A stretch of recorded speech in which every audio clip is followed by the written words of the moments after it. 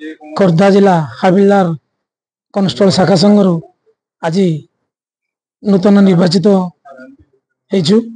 सर्वप्रथमे मान्यवर S madam को नमस्कार एवं खोर्धा जिला समस्त आरक्षी भाई भौणी मान मोर अभिनंदन।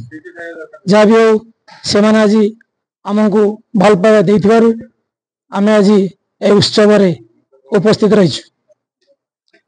आमर लक्ष्य आमर खोर्धा जिलार समस्त भाई भौणी मानकर सुख दुख एवं तांकर जहाँ वेलफेयर अच्छी आम नहीं आम एस मैडम पाखे उपस्थापन करूँ। आम संघर एकांत लक्ष्य एवं तांकर सब समस्त कार्य सर्वसर्वदा रहबू एतिक आमर लक्ष्य। शुभकामना। आज खोर्धा जिलार शाखा संघर नूतन भाव में सभापति निर्वाचित हो आज शपथ ग्रहण करी।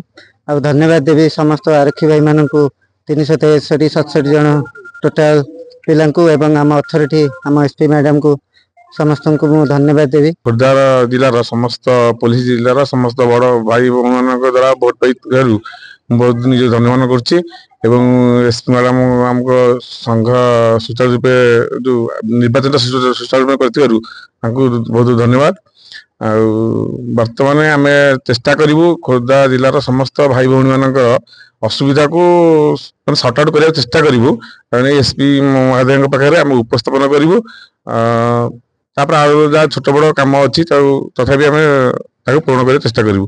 असुविधा जिते जहाँ भी असुविधा पड़े खोर्धा जिला भाई भौणी जिते आमको कॉल करूँ कि आम जो मेडिकल हो कि जो कौन कम हो आम भी कॉल कले आम नहीं आपको साहय करने चेष्टा करूँ 100%।